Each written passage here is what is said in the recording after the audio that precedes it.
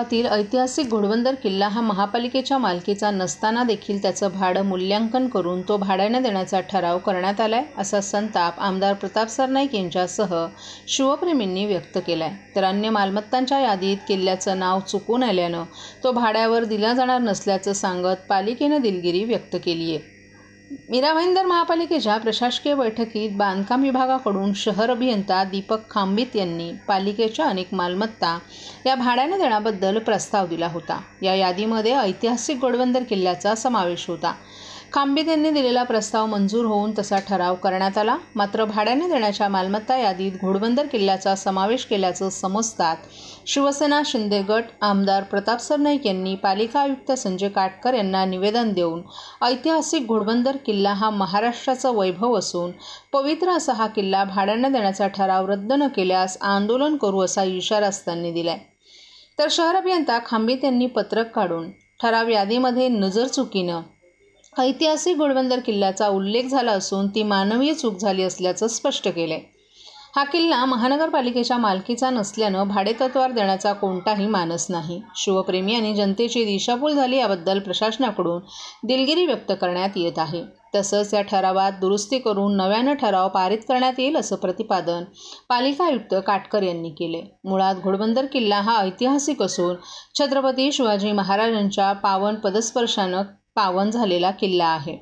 पुरातत्व विभागाच्या अखत्यारीतील हा किल्ला पालिकेला केवळ देखभालीसाठी दिला असून भाड्याने देण्याचा कोणताही अधिकार पालिकेला नाही।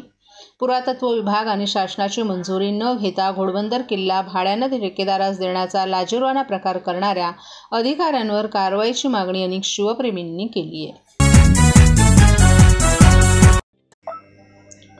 ठाणे जिल्ह्याला पावसानं चांगलं झोडपून काढलं असतानाच दुसरीकडे साथजन्य आजारांचा धोका वाढण्याची शक्यताही नाकारता येत नाही।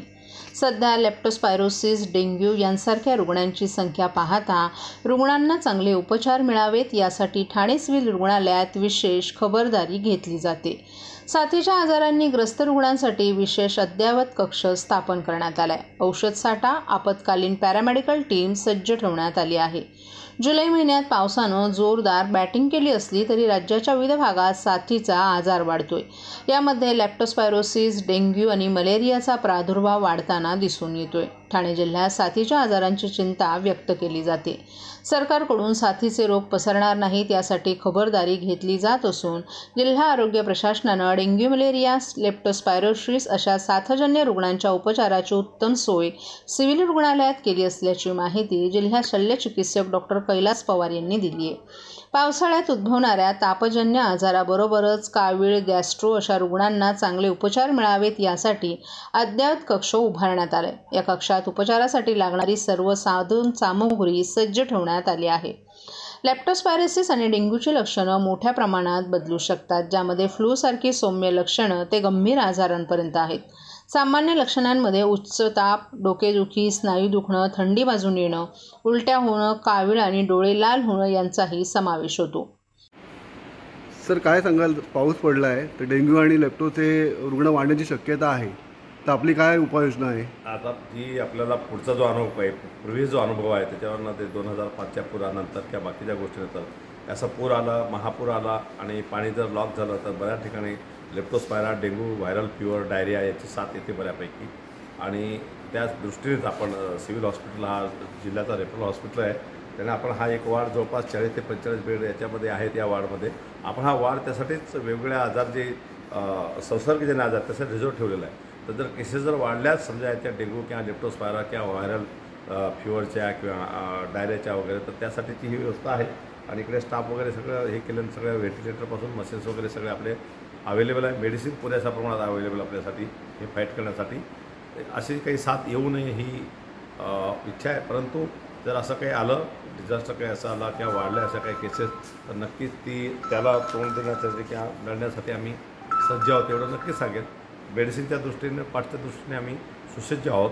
जर असं काही प्रकार घडला तर आपण त्याला सामोरं जाण्यासाठी तयारी करून ठेवलेली आहे। इच्छा एवढी आहे की असं काही होऊ नये, पण जर आलेच केसेस तर आम्ही नक्कीच त्यांना ट्रीटमेंट करू आणि कुठल्याही पेशंटला ट्रीटमेंटपासून वंचित राहील असं होईल असं कधी होऊ देणार नाही। महाराष्ट्रातील भगिनींना आधार देणारी राज्य शासनाची मुख्यमंत्री माझी लाडकी बहीण योजना। या योजनेअंतर्गत अल्प उत्पन्न गटातील 21 ते 65 वयोगटाच्या भगिनींना मिळणार दरमहा 1500 रुपयांची मदत। अर्ज करण्यासाठी 31 ऑगस्ट 2024 पर्यंत मुदतवाढ। कुटुंबाचं वार्षिक उत्पन्न 2.5 लाख रुपयांपेक्षा कमी असलेल्या महिला पात्र। कुटुंबाकडे पिवळं किंवा केशरी रेशन कार्ड असल्यास उत्पन्नाचा दाखला आवश्यक नाही। पांढरं रेशन कार्ड असेल किंवा रेशन कार्ड नसेल तर कुटुंबाचं वार्षिक उत्पन्न 2.5 लाखांपेक्षा कमी असल्याचा दाखला आवश्यक। योजनेसाठीचा ऑनलाईन अर्ज नारी शक्ती दूत ॲपवरून किंवा पोर्टलवर भरता येईल। ज्या भगिनींना ऑनलाईन अर्ज भरता येत नसेल त्यांच्यासाठी अंगणवाडी, ग्रामपंचायत, वॉर्ड ऑफिस, सेतू सुविधा केंद्रामध्ये किंवा आशाताई बचत गटाच्या CRP यांची मदत उपलब्ध। आता आपल्याला अभिमानाने म्हणता येईल, सुखी आणि सुरक्षित आहे माझी लाडकी बहीण।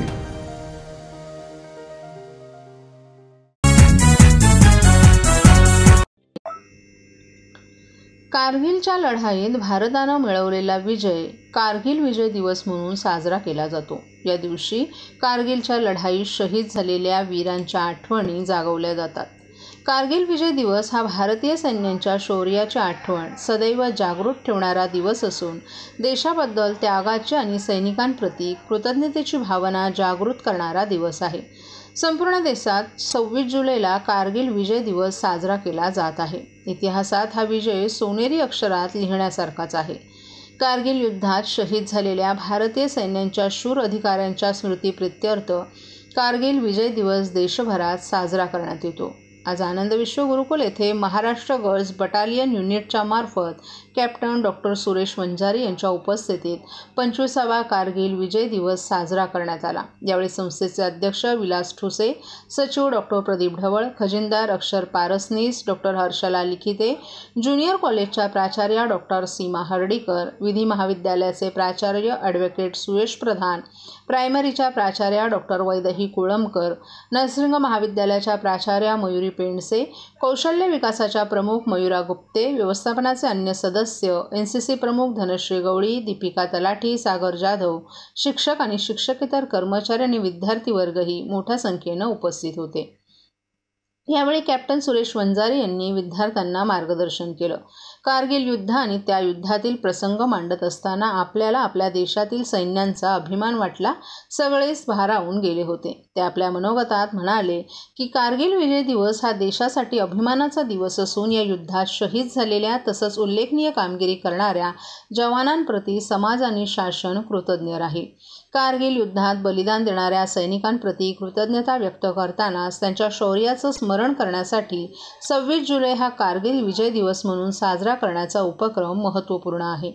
देशासह देशवासियांचं संरक्षण करण्यासाठी सीमेवर सैनिक अहोरात्र पहारा देतात। त्यावेळी आपले सैनिक स्वतःसह कुटुंबांचाही विचार करत नाहीत, फक्त देशाचाच विचार करतात। देशासाठी प्राणार्पण केल्यानंतर त्यांच्या कुटुंबियांना आधार देण्यासह त्यांची जबाबदारी उचलणं हे आपलं सामाजिक कर्तव्यच असल्याची जाणीव त्यांनी यावेळी करून दिली। आज आपण मुलांना सांगितलं की सैनिकी अभ्यास किती महत्त्वाचा असतो आणि एनसीसी कॅडेटला काय सांगायला आपण 71 वॉरचं का कारगिल नाही 71 war is not Kargil, it is Bangladesh. Actually, basically 71 war, I was not that, just before that I was retired. बाहेर आलो होतो मी। पण जगामध्ये आपण पाहतो बरीच राष्ट्र, अमेरिका घ्या, रशिया घ्या, त्याबद्दल consider the super power after the second world war. पण hats off to this Indira Gandhi prime minister who fought the war, that is a decisive battle. Decisive war होतं ते, म्हणजे फाईट करून आणि 15 दिवसात राष्ट्र दुभागून ईस्ट पाकिस्तान आणि वेस्ट पाकिस्तान केलं।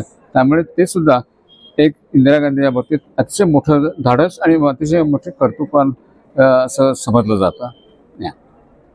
आजच्या स्टुडंट्सला आपण काय गायडन्स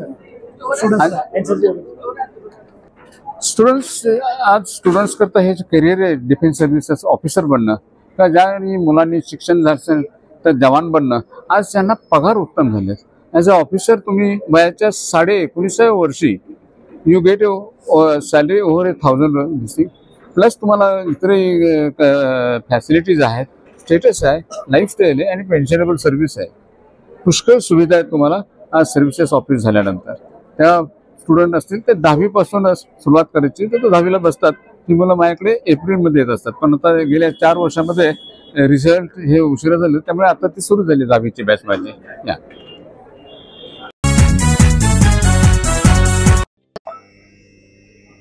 ठाणे जिल्ह्यात सुरू असलेला मुसळधार पाऊस आणि हवामान विभागानं दिलेल्या अतिवृष्टीच्या इशाऱ्यामुळे ठाणे पोलीस भरतीसाठी 26 आणि 27 जुलै रोजी होणारी मैदानी चाचणी पुढे ढकलत 1 आणि 2 ऑगस्ट रोजी घेण्याचा निर्णय ठाणे पोलिसांनी घेतलाय.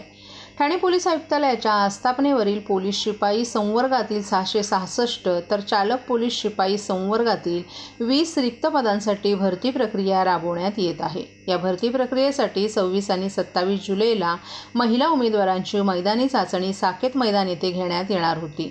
परंतु ठाणे जिल्ह्यात सुरू असलेला मुसळधार पाऊस आणि हवामान विभागानं दिलेल्या अतिवृष्टीच्या इशाऱ्यामुळे उमेदवारांची मैदानी चाचणी घेणं शक्य होणार नाही. त्यामुळे 26 आणि 27 जुलै रोजी होणारी मैदानी चाचणी पुढे ढकलत ही चाचणी 1 आणि 2 ऑगस्ट रोजी घेण्याचा निर्णय ठाणे पोलिसांनी घेतला असल्याची माहिती ठाण्याचे अप्पर पोलीस आयुक्त संजय जाधव यांनी दिली आहे.